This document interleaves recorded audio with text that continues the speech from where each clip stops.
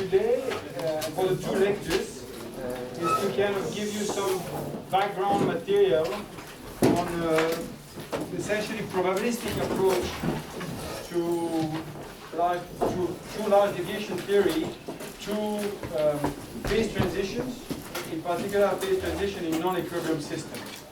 Okay? And so the two lectures will be very complementary of those of Fred on the one hand and one of Julien. Tomorrow we're going to be discussing things that vary in space or fields, but today I'll be discussing essentially reaction where there is no spatial content, so like well-mixed systems. Okay? And so I'll begin by giving you a little bit of background, just to fix notation, which is, so I will be discussing about Markov processes, and I'm sure that you all know what the Markov process is, but let me remind you of what the Markov process is. So it's going to be, a trajectory x of t that takes value in some state space S. Okay, it could be discrete or continuous, and so you should think about x as as a function that on 0 infinity that goes into S. So the other blue or pink in you, just a blue with the new one. Okay. So Markov processes are completely defined, and I'll give you an example in a minute, by what's called their generator. And the way you do that, the way you define it, is that it's an operator I'm going to be described as L that takes a function f. So f here, you take some test function that takes value from f from S to R, and then this is defined for every point in S as being the limit as t goes to 0 of 1 over t times the expectation of f of x of t minus f of x. So it's like taking the time derivative, if you wish, along the process, except that you add an expectation. And this expectation here, I'll denote. So since I have posted material already in the Dropbox, these are mathematical papers for the most part. So I'm just going to use the notation that I used in these papers. That might be a little bit different from the one you are used to, but they are, so that you can. It's going to be the same as one in the paper. I also posted these notes already, handwritten notes in the job. So you define that. So this is expectation over the process xt, conditional on x at 0 being equal to x. Okay, so this is conditional expectation. Expectation on the condition being that x0 is equal to lowercase x. Okay, and there is a third part to this, and then I'll give you example, which is if you have that, there is something which is called the backward Kolmogorov equation that we're going to use.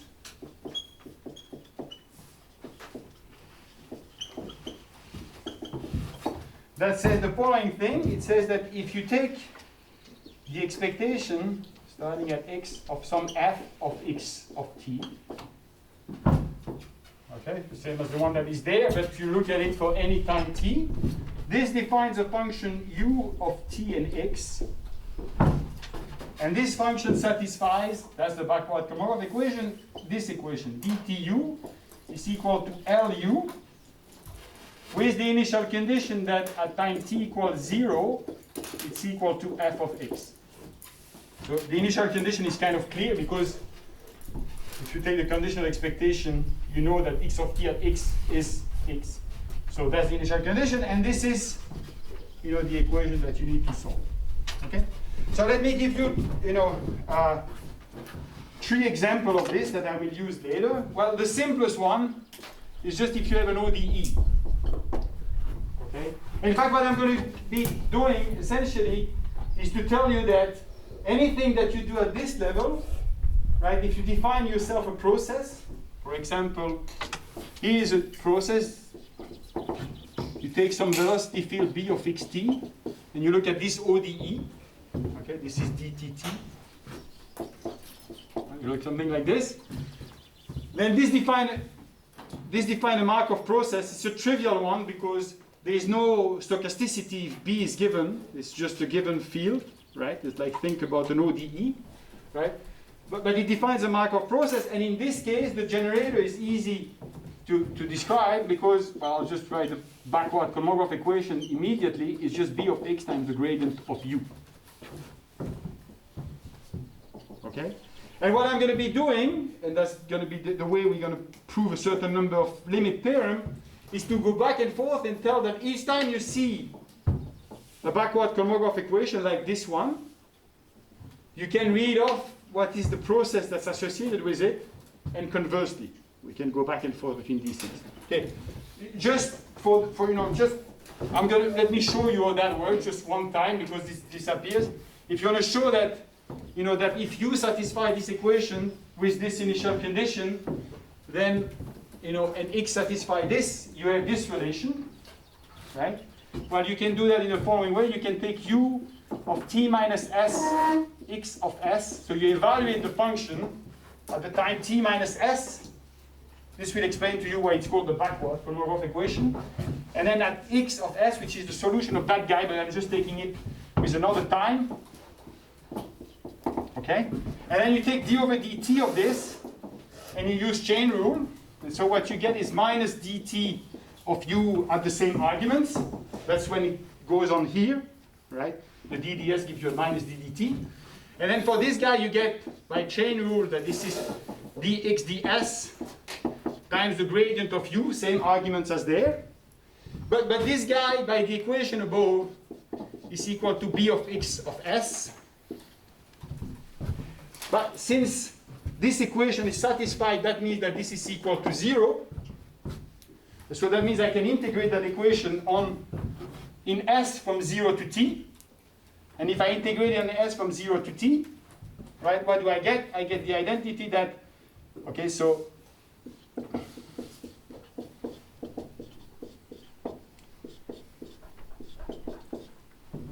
you get this? Yes? But this one here is just f of x of t, because that's the initial condition. Right? And this one here is just u of t of x, because I'm assuming that x is starting, x at 0 is this lowercase x. And so you have obtained that, that if you satisfy this equation and b satisfy this equation, then you have this interpretation that you can go back and forth. And you see why it's called the backward Kolmogorov equation is because it goes backward, right? The final time here is the initial time for the trajectory and conversely. Okay? All right, so you know that one. There's another one that we need, which is the one that you probably know in another form, right? Is that if in this equation you add a noise, so let's add a sigma x of t, and then you put... Eric, maybe you are going a bit fast. May I ask who is following? Am I going too fast? I think there are two who follows, it's Fred. Let me slow down. No, because even I already saw it once, I'm a bit lost. So I think you have to start again. Sorry, Eric, but I think it's better. So I'll do it with that one then. So this equation here, right, is a stochastic differential equation in which you have, the drift term which is here, and then you add some noise. So this guy here is the white noise. This guy is something which is, if you take the expectation of this object, is just the identity times the delta of t minus s, right? So this is the standard, if you were to replace this b, for example, by minus the gradient of a potential, this would be the Langevin equation, right? And in that case, so this defines a Markov process, and in that case, the backward Kolmogorov equation that is here is nothing but the Fokker-Planck equation that you also know, which is, I'll write it like that. So all of these guys depend on x, so let me.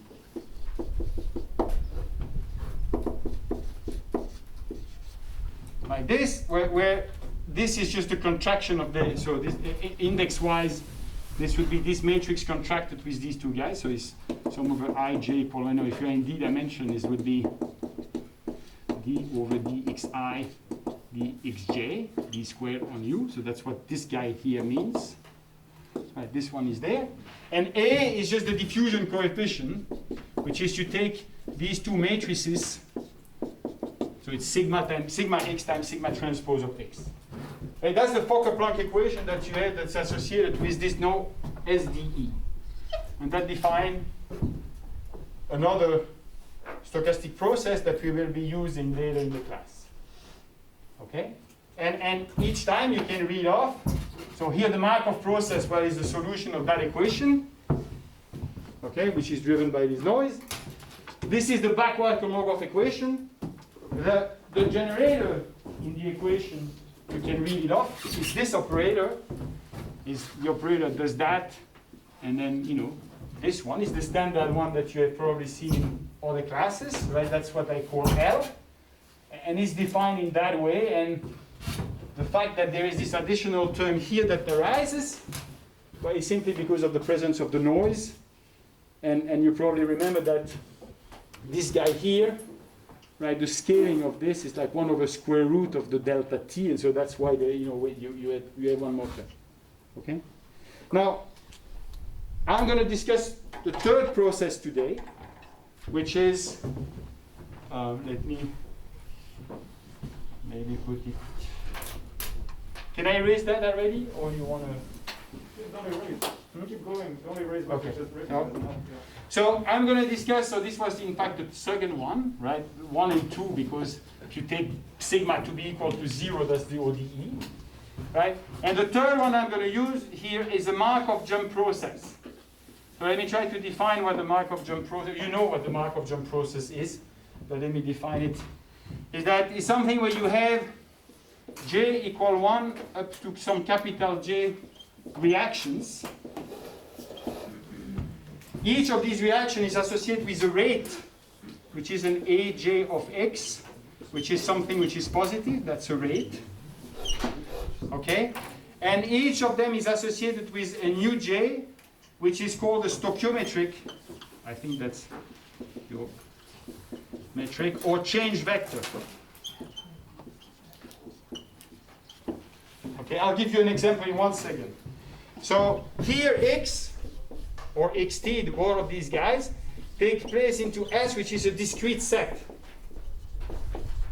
I'll give you the, I'll connect in 1 second, if you bear with me, with the lecture of Fred, right? And you have the property, the new j here, as such that if you take x, these are change vectors, so I want that this also belongs to S for all x. In other words, if you have this change vector, you need to remain the system. And then the rules of this thing, right, of this process are like that. It says, suppose that at time t, so suppose that at time t, right, we know what is the process x of t. Okay? Then what's going to happen is that one of these reactions will occur, and they can all occur with the same, they're all likely of one another. So you have 3 rules, or 2 rules. The next state happened at time t plus tau. Okay, so there's a change at t plus tau, where tau is an exponential random variable that has a rate which is simply the sum over j equal 1 up to j aj of xt. That's 1. And the next state,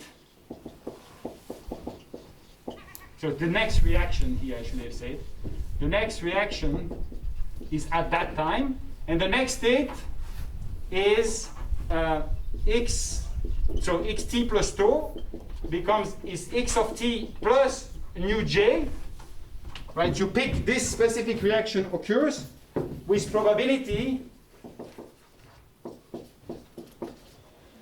aj x of t divided by the sum over j prime equal 1 up to j of a j prime x of t.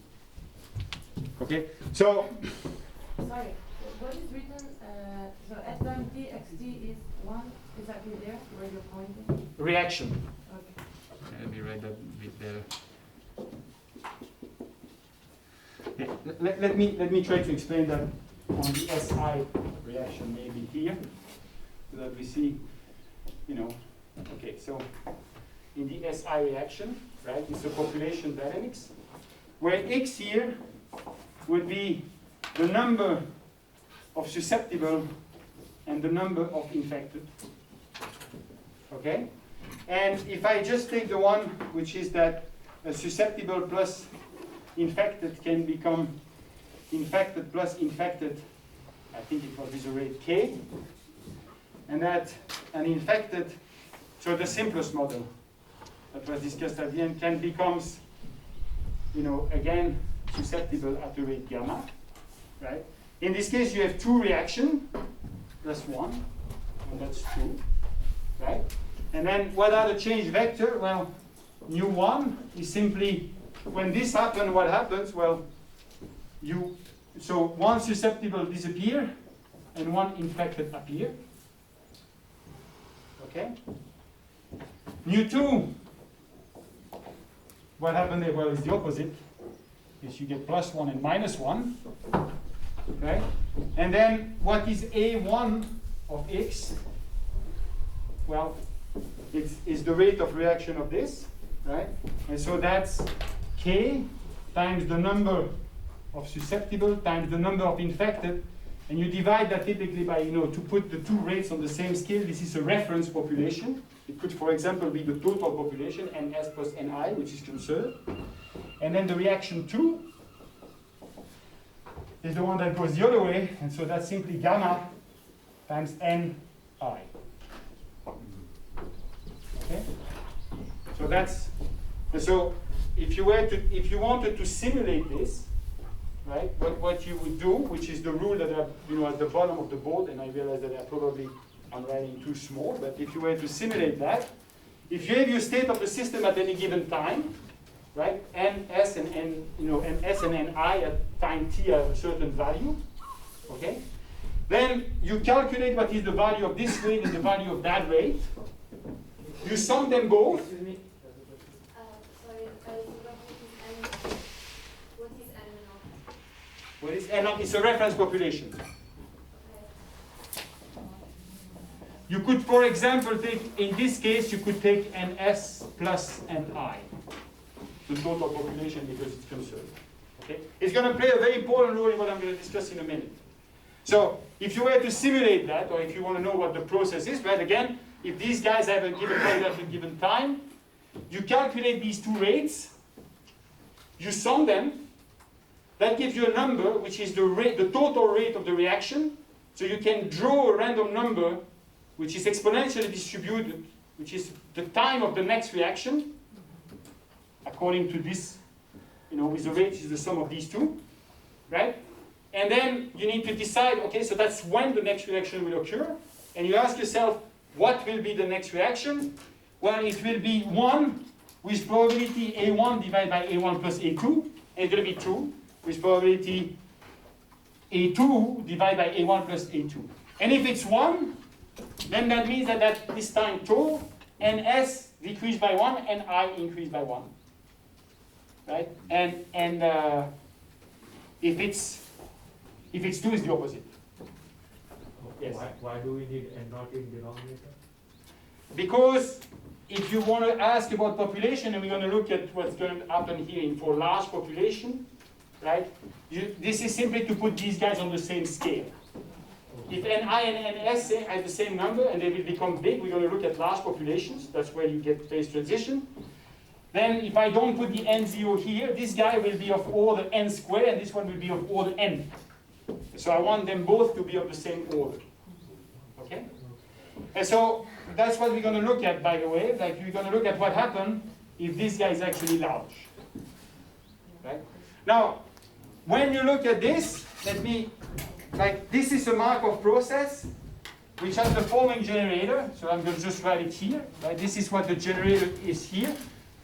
The generator for that process is simply this, is LF of X is equal to, you sum over all the reaction, the AJ of X, And then you take the function and and this is the backward version, if you wish, of the master equation that Fred has been writing quite often in his lecture, right?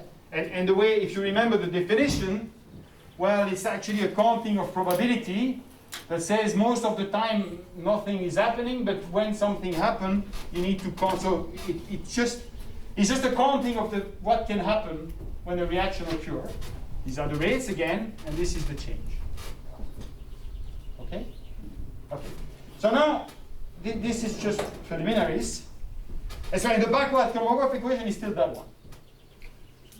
Right? Which is the same, by the same argument, you have exactly S here would be, in this case, the space that's there. Right?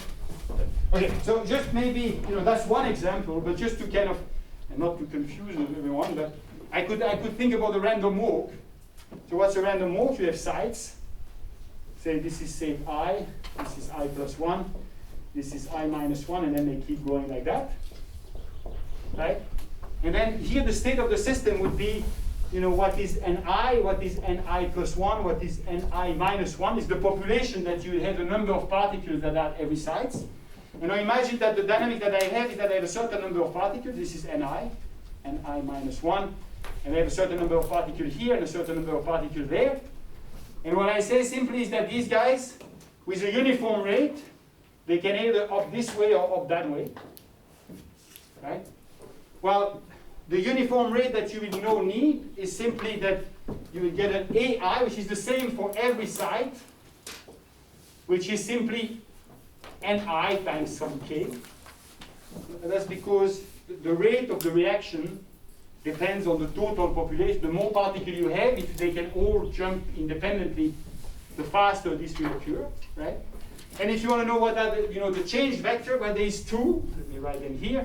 So nu I, the nu I plus would be, well, is imagine that's a jump to the right. So this is a vector which is full of zeros before, but at position I there's a minus 1, at position here there is a plus 1, and then they are all zeros. Okay? And then there is another one, which is the reaction to the other side, where it's minus 1 there, but plus 1 before, and they're all zeros after. Okay? This is the generator that you would get for a random walk, where I don't look at the individual, what the guys do individually, the walkers, I just look at the population at every site. Okay? And so, if you think a little bit, you realize that, well, by combining these rules, you can actually describe quite a lot of things. For example, you could combine this and get, an SI. So you could say, well, there's two type of particles on every site, and then they can do that, but they can do that at the same time, and then you would have a spatially extended SI model. Or you could change, I put that on a line, but it could be on a graph, on a network, whatever. So you would have a more complicated spatial structure. Okay? Right. So these are these are processes, right? That's kind of a microscopic. Let me separate them. Right. This is some sort of a microscopic description of a population dynamics that I have written here. Right. And now what I want to do for the rest of the class is to explain a little bit what happens if I take n0 large. Okay? And I try to take limits. I just want to know, does this process has a limit if I take n0 to be sufficiently large? Okay? And the way we're going to proceed here is that we're going to use the three weapons of probabilist, which is that there is a law of large number, the central limit theorem, and then a large deviation principle.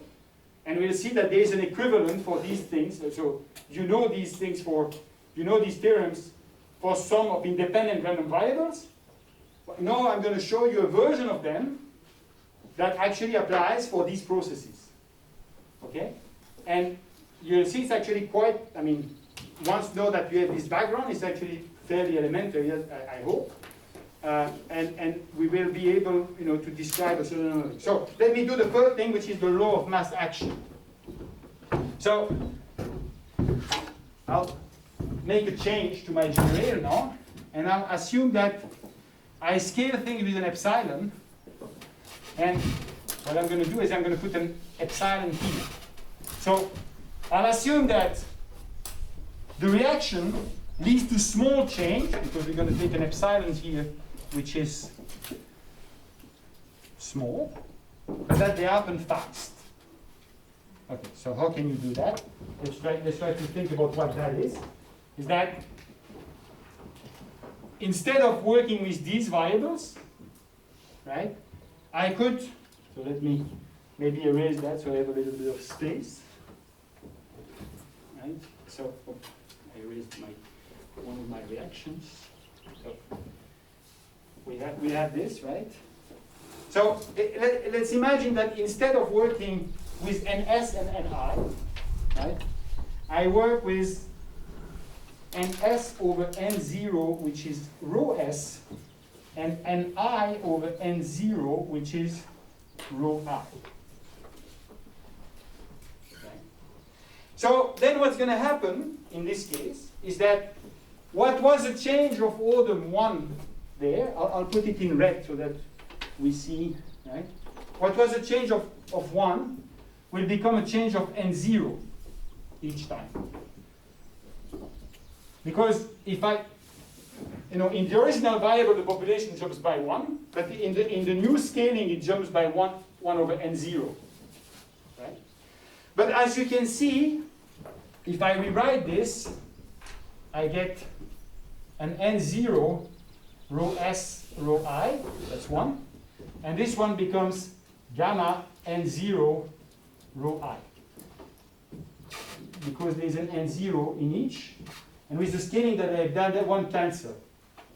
So if you say, well, n0 is 1 over epsilon, that's the epsilon that's here in that case.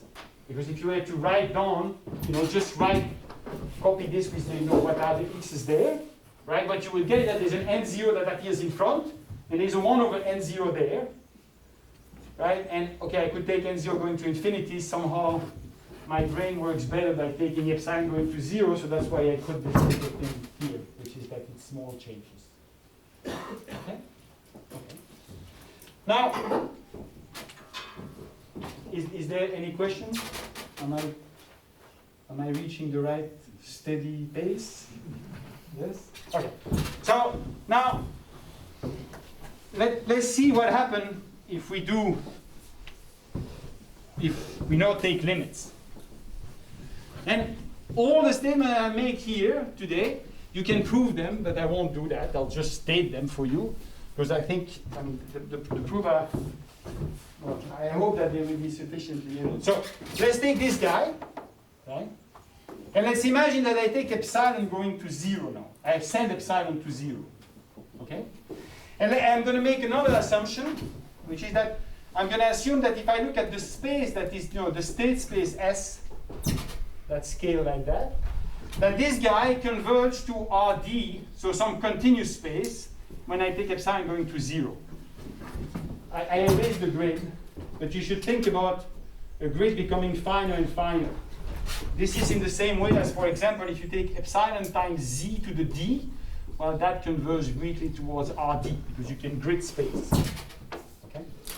So what happens if you take epsilon going to 0 here? Well, you can use Taylor series, or in fact the definition of the derivative, which is, if I take the limit as epsilon goes to 0 on this L epsilon f of x, I think what you get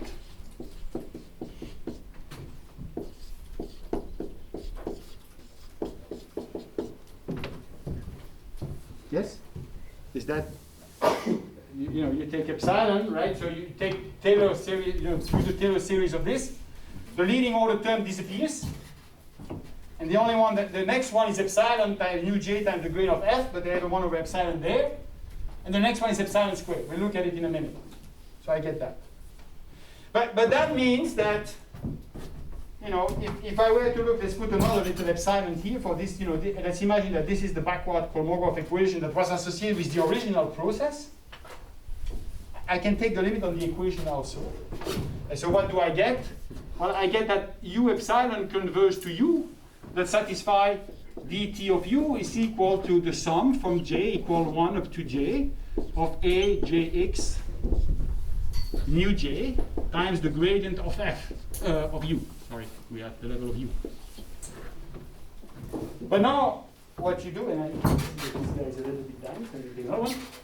Now you look at this and you use what I told you at the beginning, which is that the Markov process is defined by a generator, but a generator defines a Markov process, and you say, aha, but this is a Markov process, which is just the one associated with an x of t, let's call it x bar, that satisfy this ODE.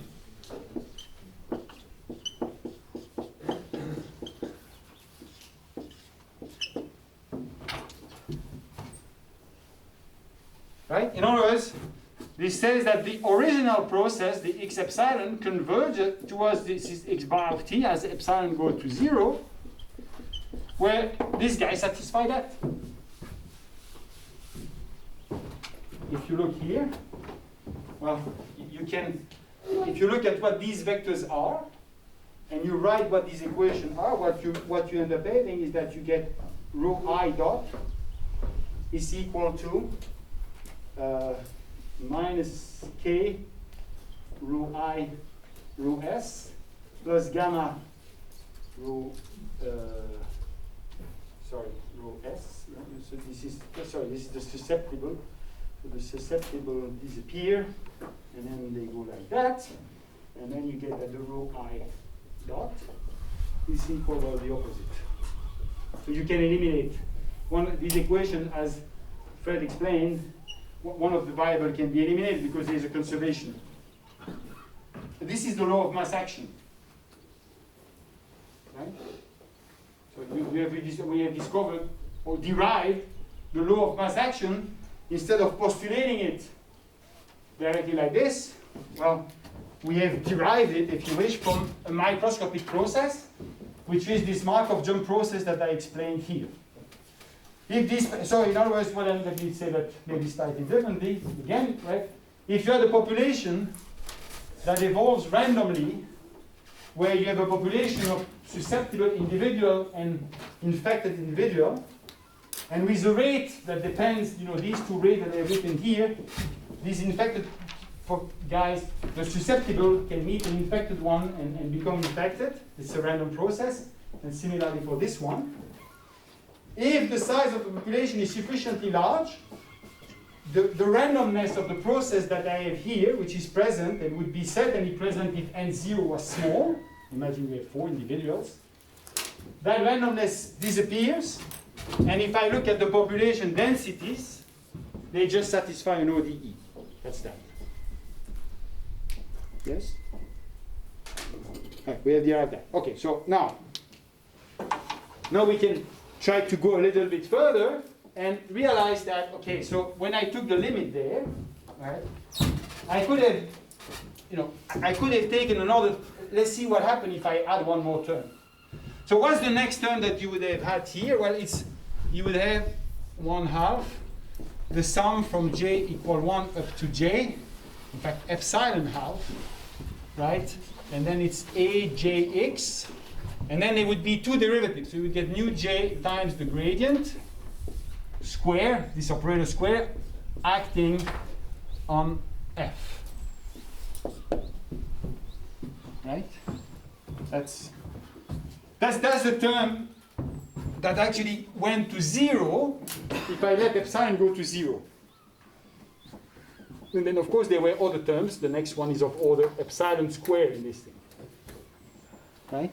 So you could say, well, okay, so maybe you could say, well, I can go beyond this statement. Don't take the limit, but just add one more term in the expansion. So if you do that, right, what would you get? Well, you would get that you would need to replace this equation here by a stochastic differential equation, because this was a first order operator, right? The Liouville operator that we had for the ODE. And now this guy here is a second order operator, because there's two gradients here, which is what you typically have when you have a Fokker-Planck equation. And so it would be a Fokker-Planck equation whose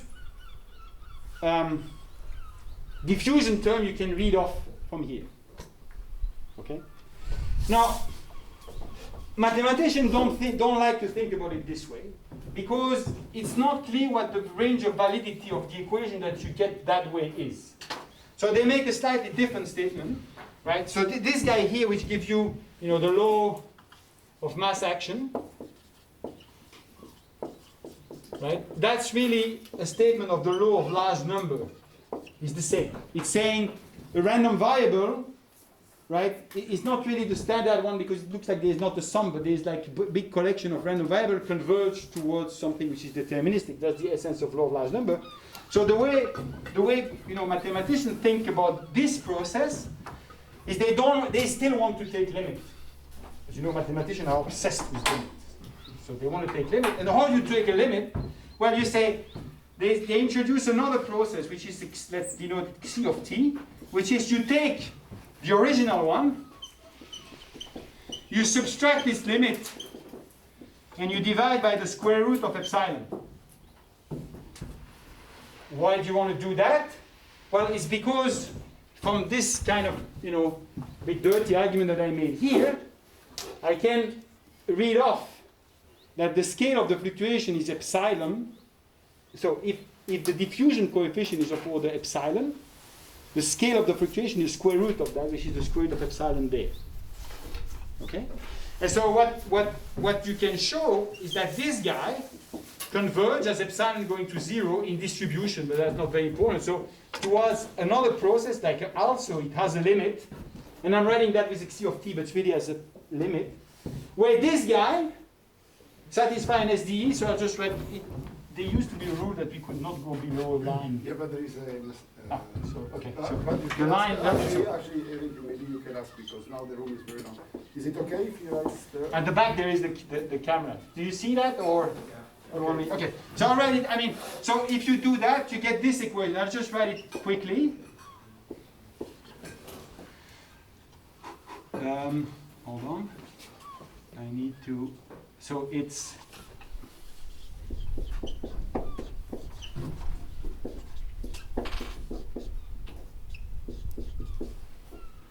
I'll write it as a standard ODE, and then there's a noise term, which is to J. Give me 1 second, and that one is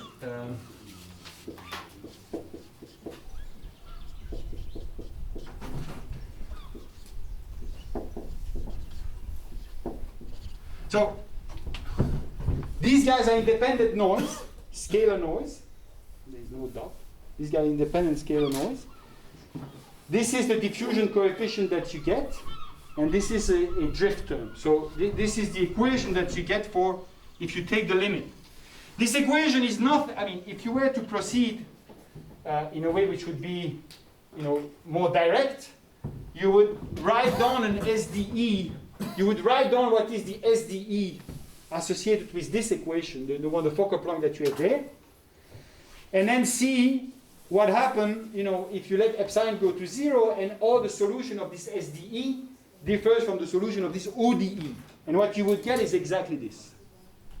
It quantifies the fluctuation that you have around the limit, the mean field limit. This is also called mean field.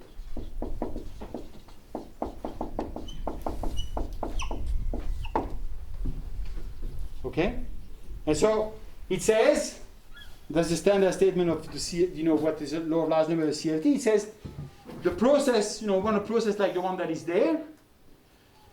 If you really have the population that goes to infinity, it can be described by a deterministic process that satisfies this ODE. That's the law of mass action. But if you want to know, what's the convergence rate, how much fluctuation, typical fluctuation you have around how much does this guy fluctuate around that one, right? Well, you can look at this quantity, which scales up this fluctuation, because this fluctuation on a scale square root of epsilon, meaning 1 over the square root of n0 in that case. And you can write down an equation for it, which is this one. Okay? And that's a CLT, right? So the picture that you should have, maybe I can write, is that, this is the trajectory of x bar of t, and then, around it, there is the process that does something which is more this is the original guy, this guy, right? And they remain in a range here which is of order square root of epsilon. And if you want to know what's all the difference between these two guys evolve on that scale, you could solve this equation. Okay? Now, the aim of the lecture is to discuss phase transition. And there is a problem with this equation, if you think about it, is that, as you can see, in this equation, right? So, in this equation contains the x bar of t, which is the solution of this equation. But there is no back reaction. In other words, the fluctuation that you have here depends on what this guy does. But what the fluctuation don't influence back what x bar is doing. Okay? And so that's probably true for a while or in a certain range. But it's certainly not true forever. Because if you were to look at systems that evolve for a long time, in particular systems that are susceptible to phase transition, you'd expect that at some point there will be a fluctuation that might be much larger than that. It's a very, very small probability, but it will be much larger than this scale, and it could bring this process far away from that one. And so that's what I would like to try to quantify now. That's a large deviation principle, which is what happens if the process goes far from this. Okay?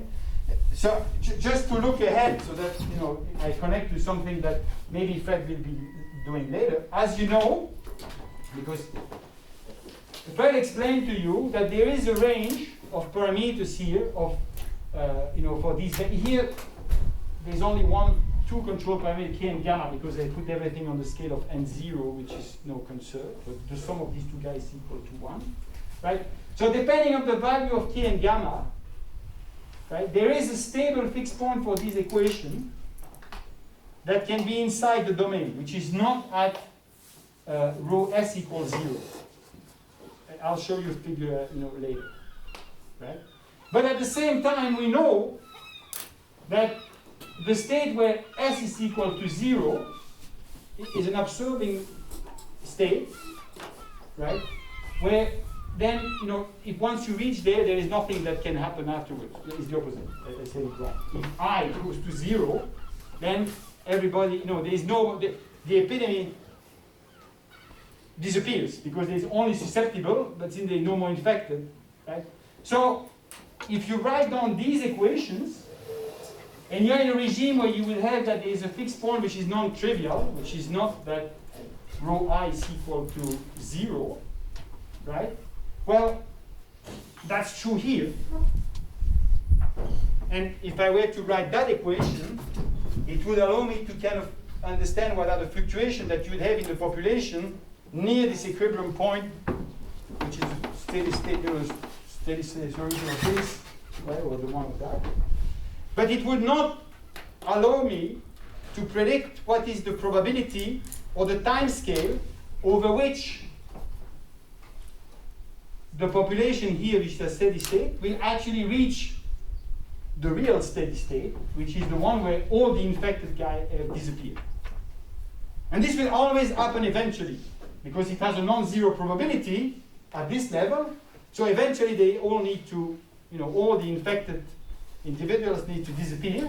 But I can't predict that with this anymore. And I cannot predict it with this either, because this doesn't change the mean population. It just tells you you have little fluctuation around it. Yes? So how do we go about, how do we go beyond that state of affairs? So that's what I'm going to do now, and that's that's a statement of large deviation, and I'm going to rediscover or rederive something which is well, the doability, I guess, action, or at least some of the term in the action, the one that I understand. The one I don't understand, she won't be there. So we'll ask Fred about them tomorrow. Okay. I have a question. Yes. Could you explain in this language what will go wrong if I try to define a stochastic process by truncating the generator to second order? We know there's a theorem by Kolmogorov. You can do a diffusion or you can have the full Markov process. You cannot have anything in between. In this language, why would there be a problem? So, if you take that additional term, you get the diffusion. No, if I try to Yeah, right. So I'll show you in a minute that what you get would be wrong for the large deviation that we are talking about. The escape towards one of these boundaries.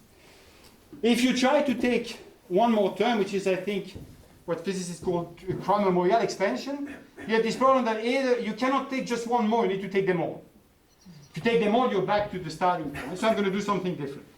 But why is that? Is there a property of the generator that would be broken if I truncate? Yeah, it's not a generator.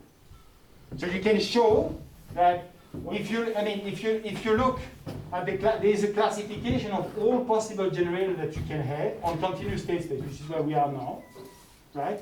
And you can ask, well, what can I have? I mean, if you look at this, in a case where S is RD or R, take just right, then what you end up having is that when you take the limit here, is either a Fokker-Planck operator, which is with the second term, or it has to be an integral operator, which is for Levy-type processes or other, but it cannot be anything that contains higher order derivatives, right? It's just a few. Can't have a cube, for example, or 3 derivative 4, 5, 6. That's not possible. There is no process. You cannot define a process that way. You can think about it in a different way if you wish. That if you think about, this needs to define a process, which means in particular that if you evolve probability, they need to remain positive and normalized, etc. The operators that you get in that case don't satisfy these elementary properties. So they violate something, which is that you can start a probability, and then if you were to evolve it with an operator where you would put the 3 derivatives, it would just become negative, which just indicates that's not possible. There is a problem. There's a classification by Levy. I can point you to that say what can happen at that level. Okay? So now we're going to go another route. And I'm not completely sure what I'm doing this time. How much time do I have? So you should stop at 7:20. Okay, then I'm good. So let me try to explain what we're going to try to do now and to motivate. Okay? Suppose that I look at the normal variable on the line R, the one that has density like this. Let's look at this PDF, right? And let's imagine that I scale it by saying that I want the variance to be of order epsilon, because this is what we are talking about here, right? So if I take any expectation here, I take a function f of x, and I try to compute an expectation by calculating that. If I let, which is a little bit like, taking expectation, I'm trying to take expectation over a process, but let's imagine that this process is just, one-dimensional random variable like this. If I just do this, right, what's going to happen is that if I let epsilon go to 0, this guy will become more and more peaked around 0, and the only thing that I'm going to see is f equals 0, right? And in fact, that's a statement of the law of large number in a way, which is to say, well, this guy becomes concentrated just on 0 and I don't see anything else. Now, I could try to make change of variable to see what's the rate of convergence towards 0, and I would get the CLT, which is, here would be trivial because I'm starting with a Gaussian. But there's a trick that I can use so that I can put something here that will allow me to zoom into regions that have very, very low probability here. And it's actually very simple. Is that what you would do? Is you say, well, let's compute the expectation of this f. Take a phi of x, But put another epsilon here. For example, you could think about taking, in this case, this. Phi of x is lambda x, and lambda is some number. Let's take, right? So what's going to happen in that case is that it's no longer true that x equals 0 dominate this integral. Because that guy is actually tilting everything away from 0. Right? For example, if I take here, lambda x, right? Just take x, lambda equal 1, right? Then you see that the function that we have here is minus x squared over 2 epsilon plus 1 over epsilon times x, and that one is centered, as a peak at 1, not at 0. So I've shifted everything, and I allow myself to zoom onto a region that otherwise I don't see in the normal scaling of the CLT or the Laurent number. Okay, so we'll just do that. We'll do that here. So how are we going to do that?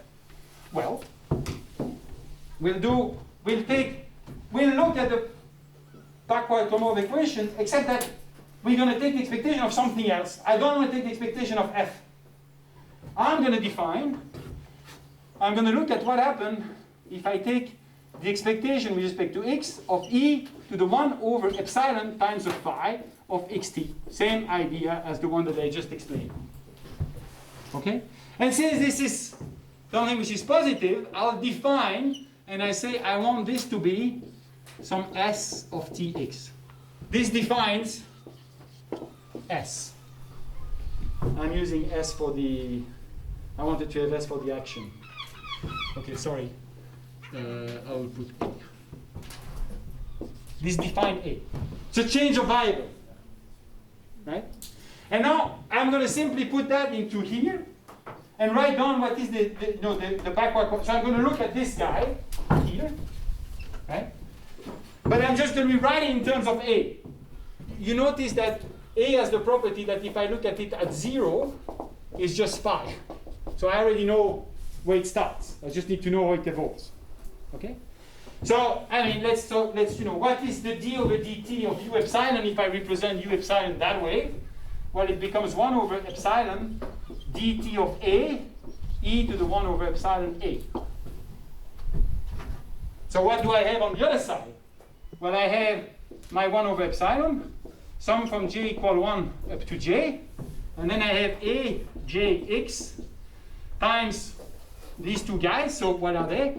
It's 1 over epsilon a of t, and then it's x plus epsilon nu j minus e of 1 over epsilon a. So I write, when there is no argument on these guys, they are tx. This is, I've rewritten exactly the backward Kolmogorov equation that was here by using the change of variable that is above.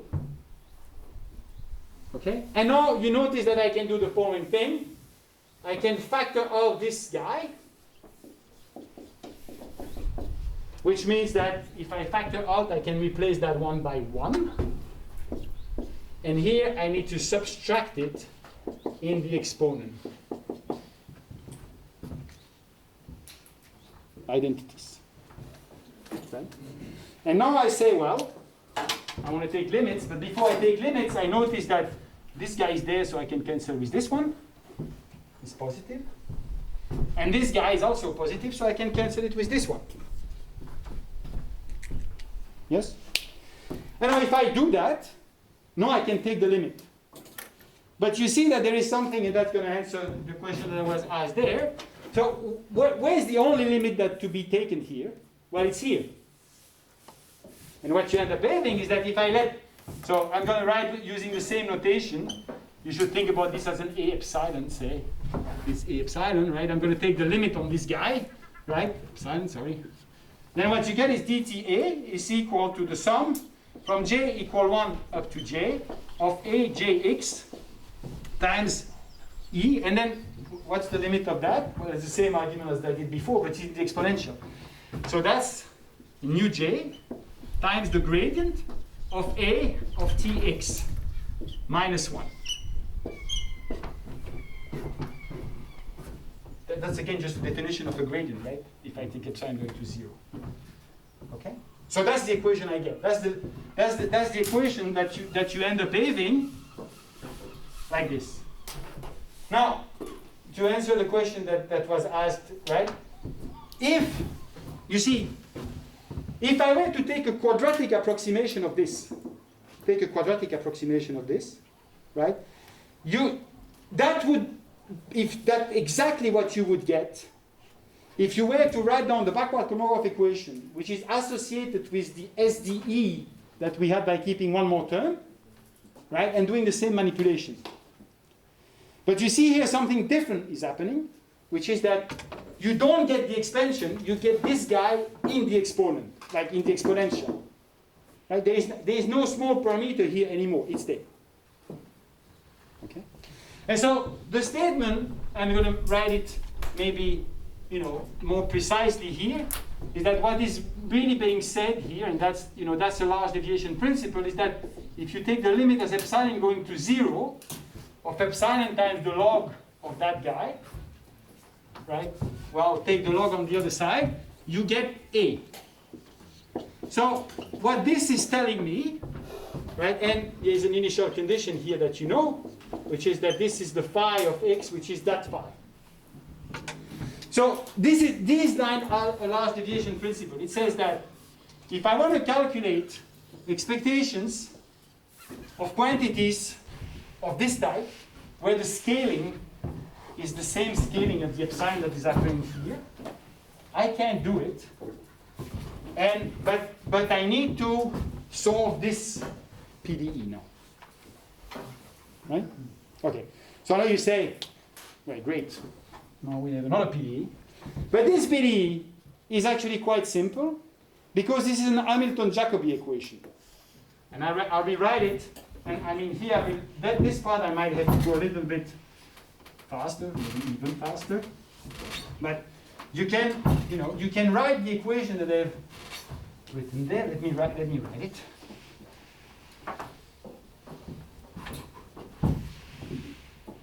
And then I'll try to illustrate that. So this equation can also be written like that. dTA is equal to h of x times the gradient of A, where h is the Hamiltonian in Hamilton-Jacobi. What is the Hamiltonian? Well, I'll write it as x and theta. So theta will be my conjugate variable. Maybe I should use p, but I'm sort of used to theta, so I'll keep it that way.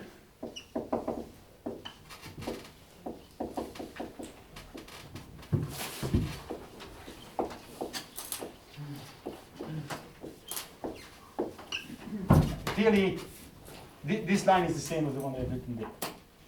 It's just a defined Hamiltonian. But why does it matter? Well, it's because this is the Hamilton-Jacobi equation for the action that you get from classical mechanics. In other words, I can solve it by method of characteristics. So let me write this equation. If you want to solve this equation, you don't need to solve a PDE. You can just solve ODEs. What are these ODEs? They are xt dot is equal to, well, I'll just write them.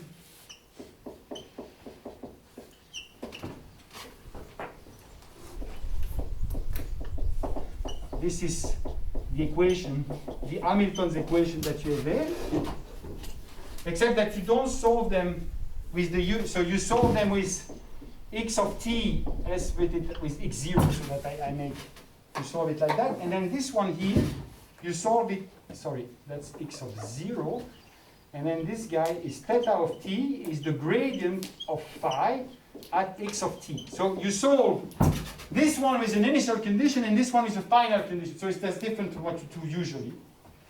I'll show you other cases where it can be done different.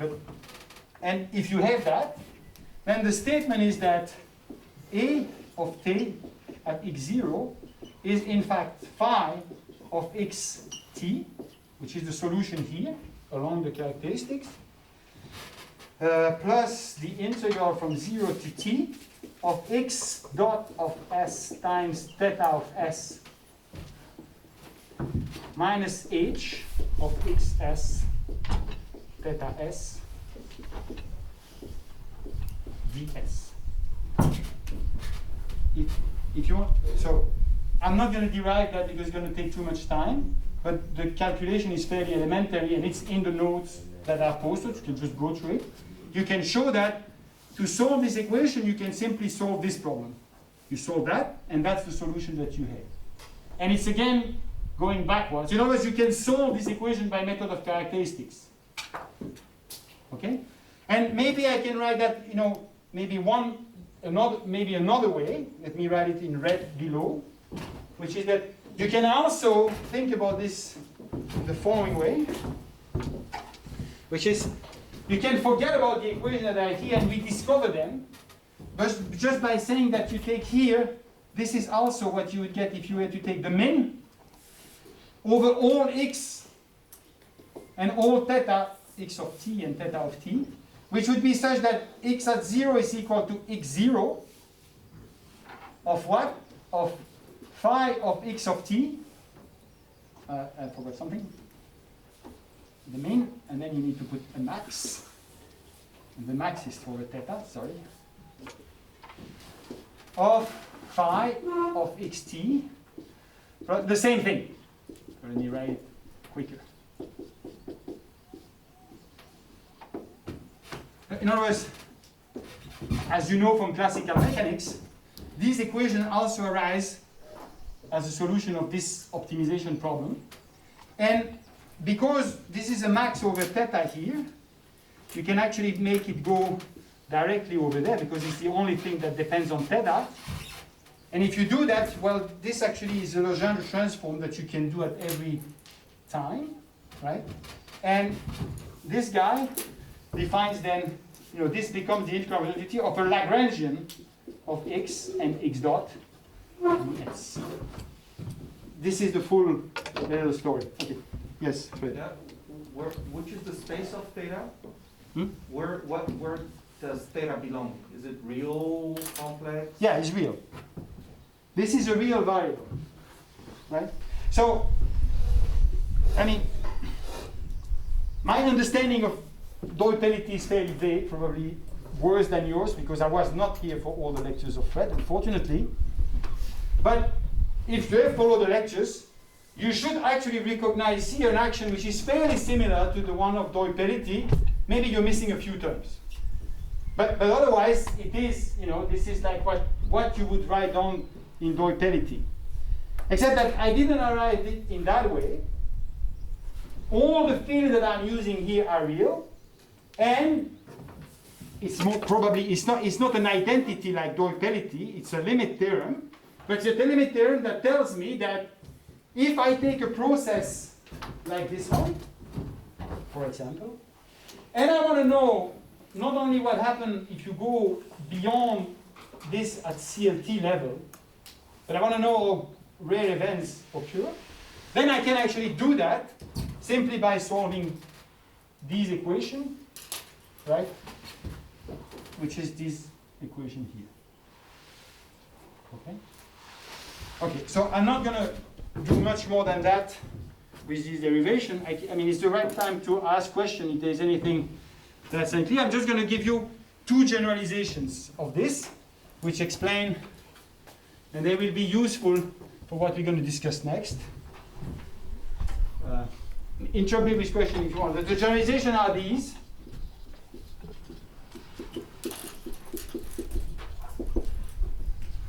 Two. Which is, let's imagine that you have a process which is like this. There is an x star somewhere here, and what I'm drawing are the flow lines. This lecture is short, and so obviously I can only give you a glimpse. You can make variation ad infinitum on this concept, obviously. So I'm just going to kind of cherry pick a few things. So imagine that what I'm drawing here is the flow line for this equation for the x of t, which is the one that, the law of mass action. Think about this, for example, as, the flow line in the space of these two guys.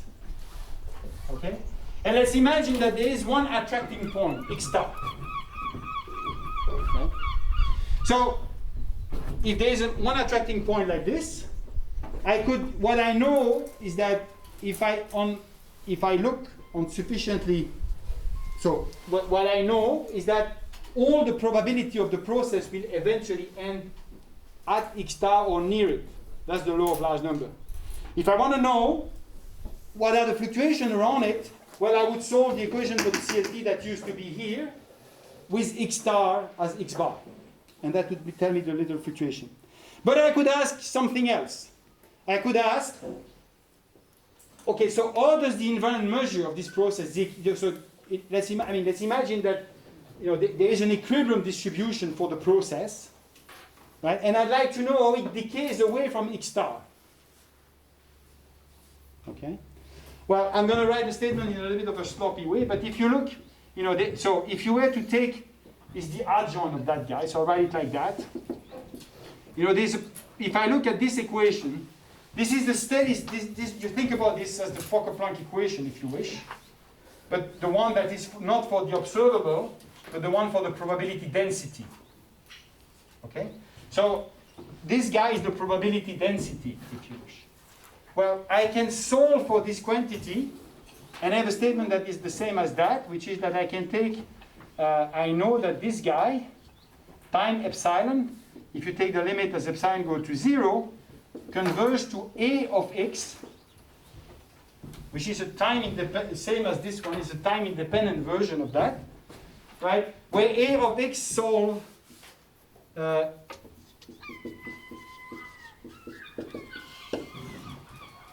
this equation, the time independent version of that one, the one that you would get at steady state. Okay? And that one you can also solve by doing this, except that you need to do that. So if you want to know, so let's write it now as x1, like that, x1, right? Then you can also obtain it with the same formula, except that h is equal to 0, so I can drop that term. But if I change the condition here and I say I start this one at x star, and instead of using a final condition here on theta, I use a final condition on t, which is x1, and I do that for all possible t. In other words,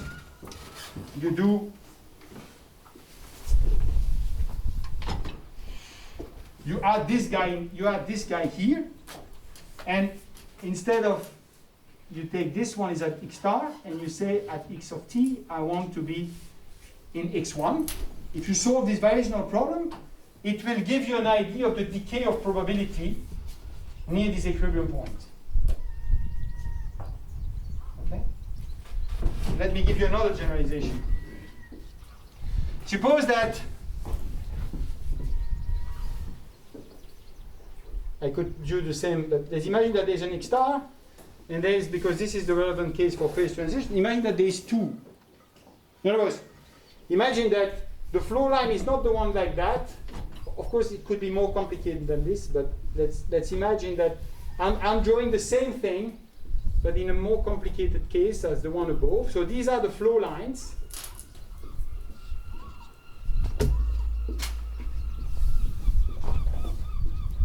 Right? These are the flow lines of x bar of t in a situation where I should imagine that there is 2 equilibrium points for that equation. I'll give you an example in 1 second. Yes?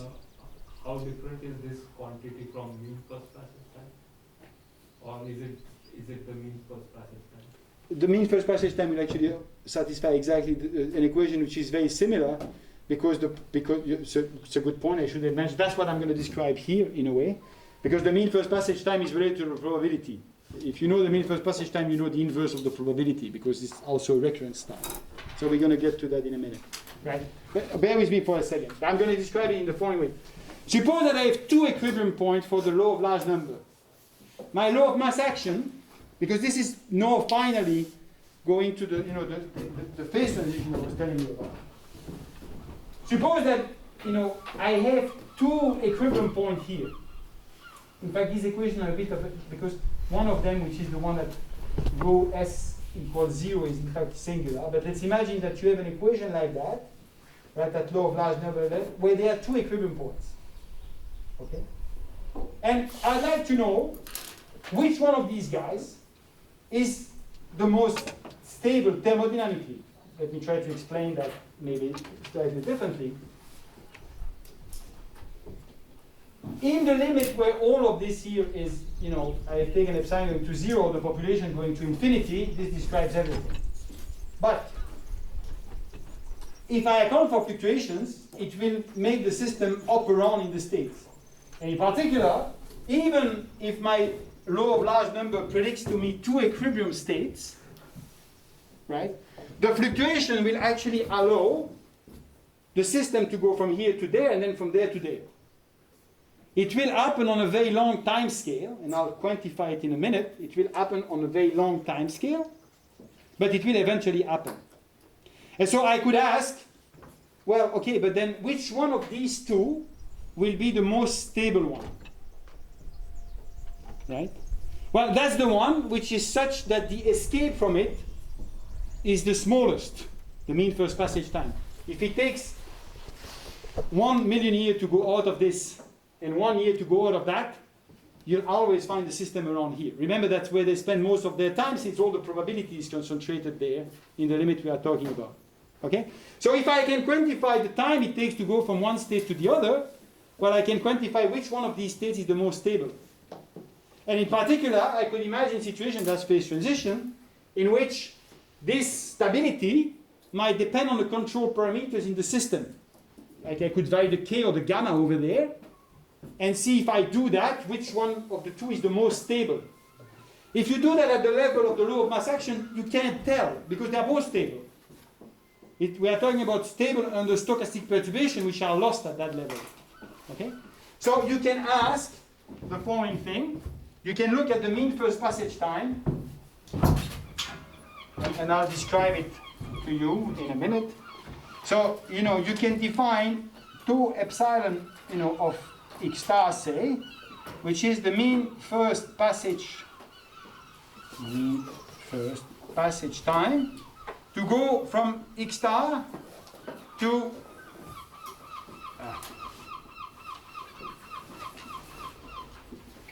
let's imagine that, you see I've done, there is a region here, right? Maybe I can, okay, so there's a region here, this big region here, let me call that B star. Is the region in which if you were to initiate the process and you forget about the fluctuation, you're in the mean field limit, it would end up there. Okay? Then I can ask, well, what is the mean first passage time out of this region? Because if it goes out of this region, and there's only 2, like in this situation, it will go there. Okay? And then I could ask the same question here with the B prime star, if you wish. So that's this mean first passage time. In the notes, it is maybe defined a little bit more precise. So it's the first time at which the process, right, is, okay, so is the expectation starting at x star, right, of, let's call it capital T, where T is the minimum of T such that x of T do not belong to B star anymore. So it's at the boundary. That's the mean first passage time. Well, this guy satisfies, so there's maybe one, here there was a minus. This guy satisfies the same equation as this one. So you can write down, I'm going to write it here, I'm sorry for this. I'm going to write that here, which is that you know that the limit as epsilon go to 0 of epsilon times the log of this T epsilon x star is equal to A of xs, where you do the same calculation as there, but you replace the final point with xs, which is the one on the boundary. In fact, more generally, you ask that the process goes out. You try to find the path, the solution of this equation that brings you from this equilibrium to that guy. Okay? And this thing here, right, is in fact a statement, if you wish. If you read it, you could also say that this says this. These guys, it scales, right, like e to the 1 over epsilon A of xs. So this is like Arrhenius law.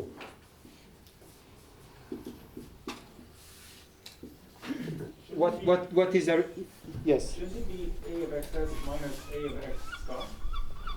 No, because here, the way you solve the equation, A is 0 at that point. It's like you have already taken you take it from there, which is 0, the way it's being solved. But you're right. So what is Arrhenius law? Let me explain one. Is that if you had, you know something, which is that if you had a standard diffusion over a potential like this, so imagine that I have a one-dimensional diffusion x, and I'm just drawing the potential over which this diffusion evolves, right? And let's imagine that the temperature, the kBT in this system, would be epsilon. Then you know that the time scale it goes from to escape this and to fall into that is given by Arrhenius time, and that is you look at what is this delta V here, right? And the time that you're taking to escape is tau scales like 1 over. That's the tau that goes this way. And if you want to know what's the time to go the other way, when you look at this barrier and you look the other way, right? And in this case here, you know which of these two states would be the most stable under random perturbation, right? This is the good, if there were no random perturbation and the system navigates over this landscape, it would just go to one of the minimum and stay there forever. But because of fluctuation, it will actually go out of this minimum and to the other one and back, right? But in this situation, because this guy has a higher energy than this one, if the temperature is small, this one will always be preferred. Why? Because the time of escaping this one, which is this Arrhenius time, with this barrier, is exponentially larger than the time of escaping this one. So most of the time the process is here and not there. Okay? But you could imagine having a phase transition here where you would change the height, imagine there's a control parameter, which would mean that, well, no, this one could become less stable than that one. That's the first order phase transition in this picture, right? But for the process that we are describing here, there is no energy landscape, a priori, right? So it's not completely clear if I write down the equation, the law of mass action, and I end up having two equilibrium, which of the two will be preferred, right? But this tells you, or you can actually calculate that by calculating the potential. So let me give you an example, which in fact, I don't think I will have time tomorrow, but I'll show you what is. So, by the way, the solution that you end up having here, this guy, right? When you solve this equation and you put one of the points at the stable equilibrium point of the law of mass action, and then you write this guy, this is called the quasi-potential. Why is it called the quasi-potential? Well, because it's not quite a potential, because there is no potential, but it plays the same role as the potential in an equilibrium system. So let me try to explain that in the following way. Let's imagine that I have a reaction, and I'll solve the equation for you. And that's perhaps the last thing I'm going to say today. If I have time, I could maybe show a few pictures. So let's imagine that I have a reaction with two rates, which are a lambda plus of x and a lambda minus of x. This corresponds to, at the microscopic level, simply gaining one particle or lowering one. Think about it, exactly the same case as here. Okay. So in this case, you can write down the Hamiltonian that you would get for this reaction is simply this.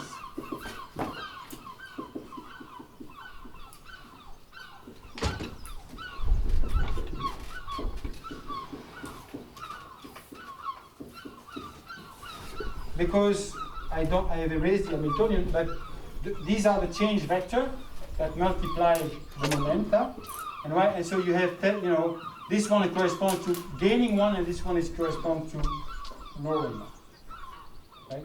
Which means that so let's write down you know, what is the law, you know, what is the law of mass action here is simply this.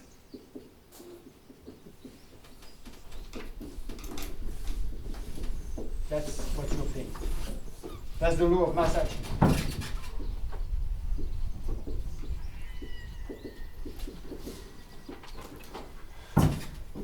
Because it's just, this is what I used to call A. In fact, perhaps I should have kept A. Okay. Lambda is, so this is used to be A, you know, so this was AI. So there's, you know, A1 with no lambda plus, and A minus is, they are both positive, right? These are rates, so they are both positive. But this one comes with this, and this one comes with that. So this is the law of mass action that you get. Now, the other equation, this Hamilton's equation of motion, if you write them in here, they read like this.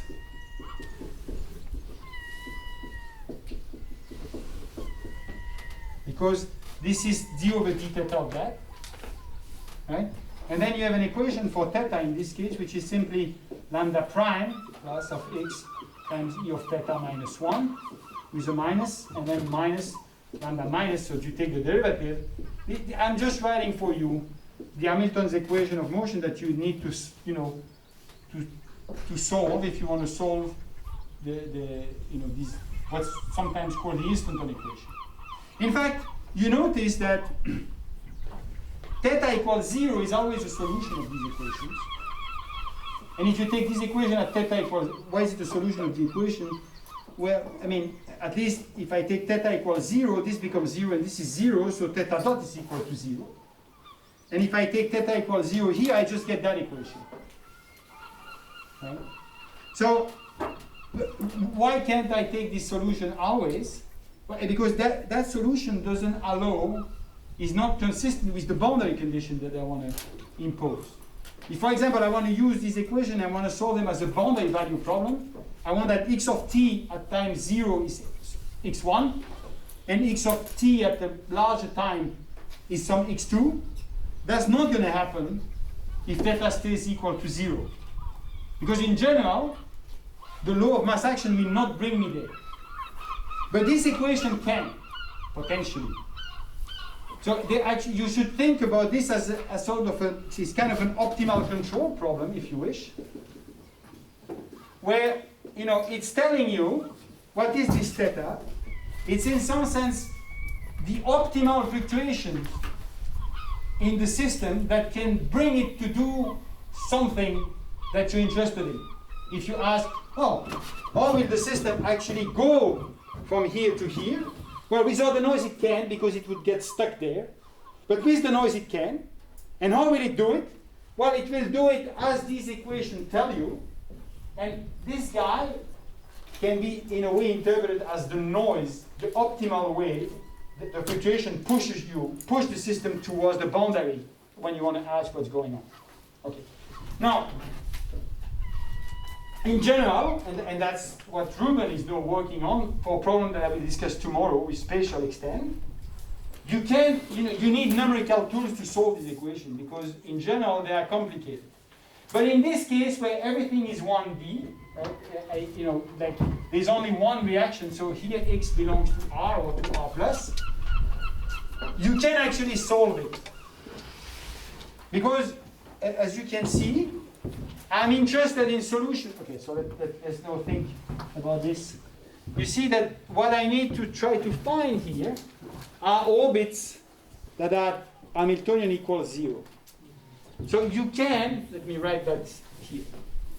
You can solve this equation quite easily. Why?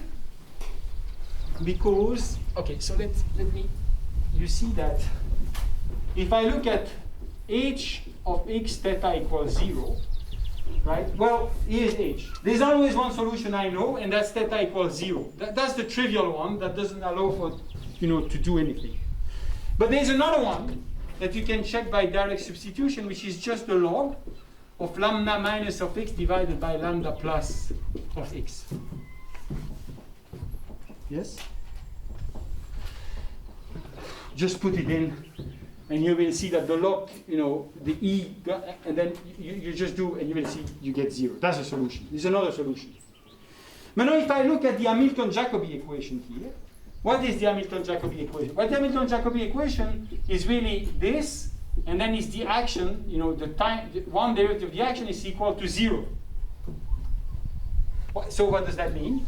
Well, that means that A prime of x is equal to the log of lambda. Because I know this is just rewriting things, except that here I wrote it in terms of this strange momentum, and here I wrote it in terms of A. And I told you this A, this action, plays the same role as the potential. So let's just check this and think about what happened. Imagine that I have a situation like this. Because, in fact, I don't think I will have time to show you the picture of the Hamilton.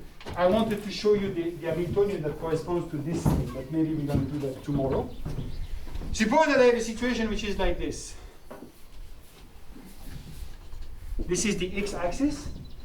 And let's pretend that lambda, let's imagine that lambda plus, let's imagine that what I'm drawing here is lambda plus of x minus lambda minus of x. Let's imagine that it has this structure. So it's positive here, negative, positive, negative. Right? So if I look at the law of mass action for a case like that, the one that is there doesn't look like that. It either looks like this or it looks like that. I'll show it to you. But let's think about this one, because this one allows for a phase transition.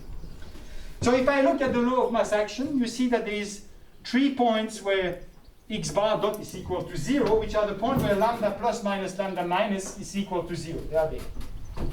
And now, if I look at what the solution of this equation would do, and it's 1D, so it's very easy to do, you see that they would do that. So this is a stable point, this is an unstable critical point, and that's another stable critical point. Right? And now, I want to know which one of these two, in a system which would have these rates, is the one that would be preferred if I account for fluctuation. Again, if you just look at law of large number, you can't answer this question. If you go at the level of CLT, you can't answer it either. Because the law of large number will tell you, well, if you start here, you end there. If the system starts here, it ends there. If you look at the law of large number, the CLT, it says, well, it's going to fluctuate there in a way that I can predict, or it will fluctuate there where I can predict, or it will fluctuate a certain way on its way to these points. But the CLT will never tell you this can go there. But this can. And so you notice that here lambda plus minus lambda minus is negative. Okay, so I'll just write it like that. It's negative here, it's positive here, it's the opposite, right? It's positive here, it's negative here, it's positive here, and it's negative here. That's right. But you notice that the sign structure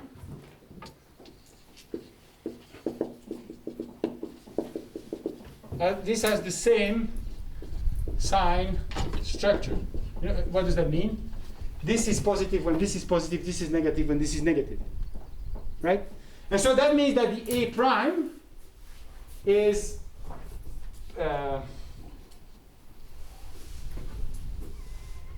sorry, it has the opposite sign structure because it's the minus, right? So that means that here the potential, this A, is decreasing, increasing, decreasing. So I can just draw it. Right? I don't know, I mean, the exact shape that it has, I don't know. But I know that what it will do is something which is like this. They want to be a minimum. There could be other situations because it could be, you know, it could be singular. But if my lambda is you know, if my lambdas are sufficiently smooth and differentiable, I'm going to get something which is like that. Right? And so at this level, of course, this is very simple because it's 1D, and in 1D everything in a way can be reduced to a potential. This is the same picture as this one. In other words, you know, here the A of x is just the antiderivative of the log of lambda minus of x divided by lambda plus of x dx. And this quasi-potential in this case is really, so this is the quasi-potential, is really like a potential. And it tells you in particular, so the specifics now would depend on what lambda minus and lambda plus are.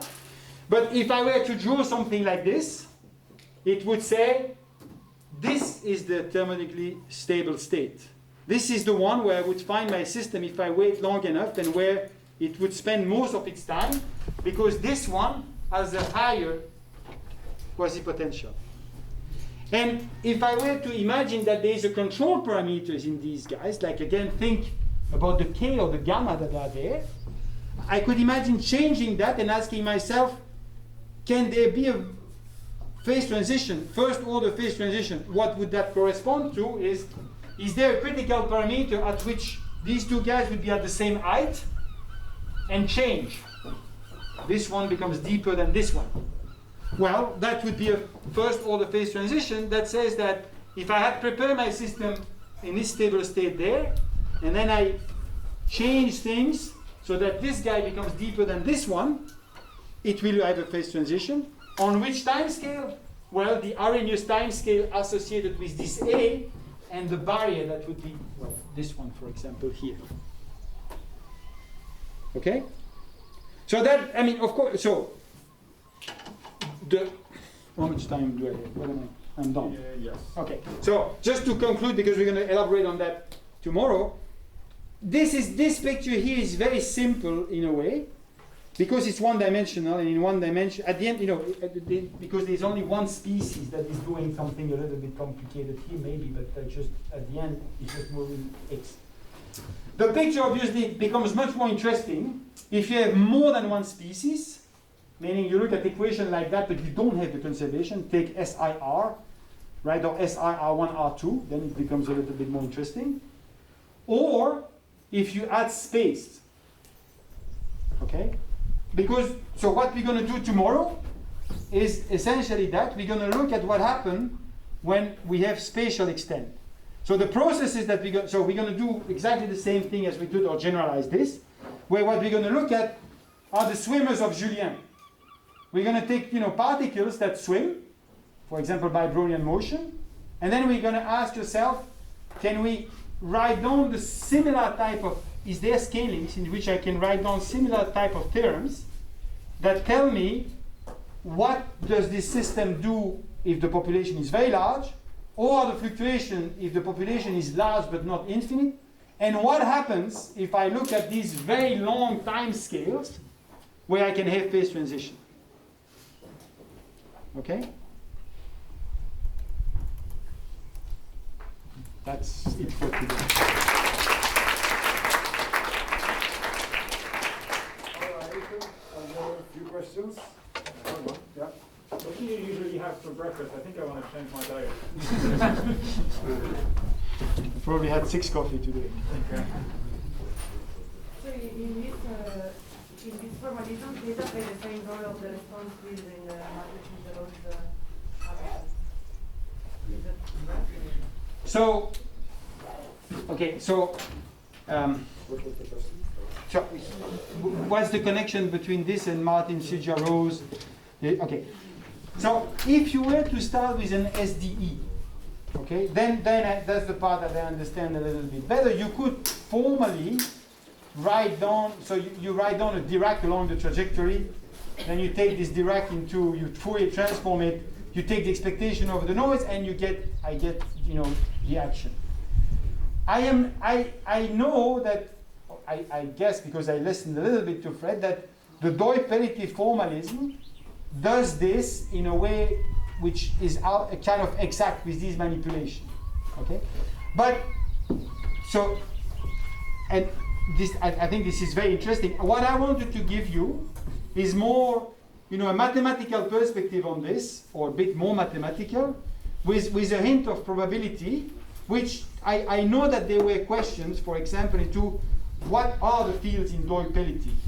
Okay, so I mean, I don't know to which extent this was made clearer by what I explained here, but you see here they arise very naturally, simply by, you look at the backward, the backward Kolmogorov equation and you do this WKB type ansatz, the one that I did, and then you end up having this Hamilton-Jacobi equation that naturally leads, right? And more importantly, you know what it means probabilistically.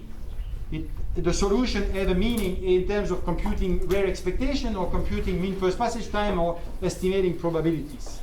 Okay? Doipelity in a way is more general than that, but I don't know if you can, here you can do calculation at this level. I don't know if probably it can be done with Doipelity. It's just telling you, you know, this is a specific limit where you get something that's close to Doipelity minus a few terms. Actually, I mean, just to make a connection, so the way in which Fred derived Doipelity is the A and A dagger, right? And then he showed you that you can do a Koloff transformation and you can do other fields. Actually, you can derive straight Doipelity directly on the Koloff transform fields. So this is the paper that Frederick cited that I wrote with Andranov, Bouchot, and Lefebvre. And so there, in 2 lines, you get the action that he wrote on the board on the Koloff transform field. So it's very much alike like the derivation of Martin-Sigerose, but for John processes. And indeed, also for Martin-Sigerose case, you have two fields, the physical field, that would be the X, and the X act, which is imaginary. But then when you do, if you want to do a rare events computation, you do a saddle point, and the saddle point, the imaginary becomes real, and then behind, you always find an Hamiltonian structure in both cases. In Langevin is related to Friedrich Wenzel theory in math, but it's similar. So maybe I will do it tomorrow. Okay. So that's the plan, after yoga. Just a quick question. But why in that case, Kohlhoff or transformation is just applied on theta and not on x? So for example, in this case, Can you repeat? I didn't hear the question. It is on both. It's On both. Okay. I will show tomorrow. So, but for x is the silent digit, right? Because x is not changed. X is A dagger. Okay. I mean, I think, you know, I don't understand quantum mechanics, I said already. But when I try to understand it, I try to think about it as probability. I think Fred probably understands probability better than I understand quantum mechanics, but does the opposite, which is use the background in quantum field theory to do probability. So depending on your taste, you can go both ways, I guess.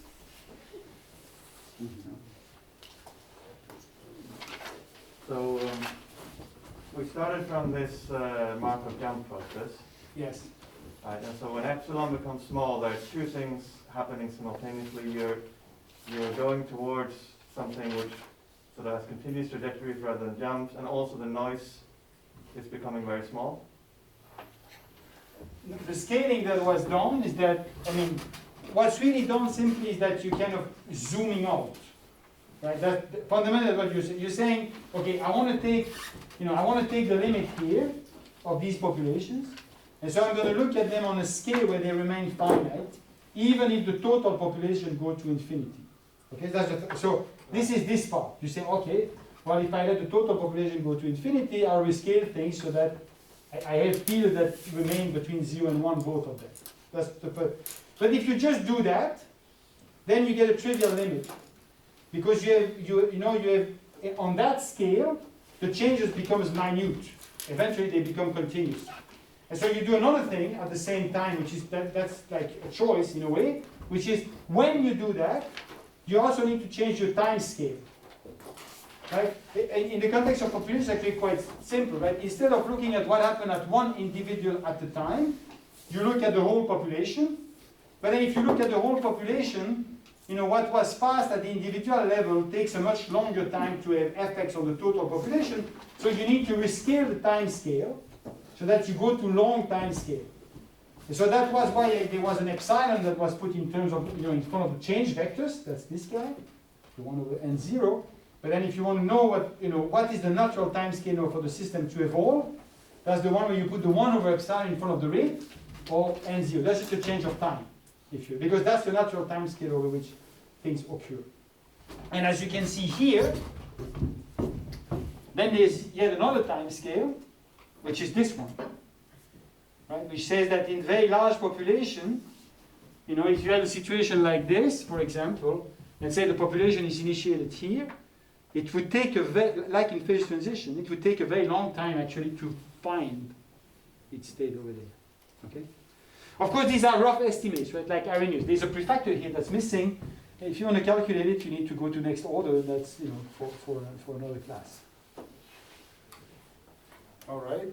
So just okay. So we meet here at 8:30 for the last question and answer session. Then just two other things I will say.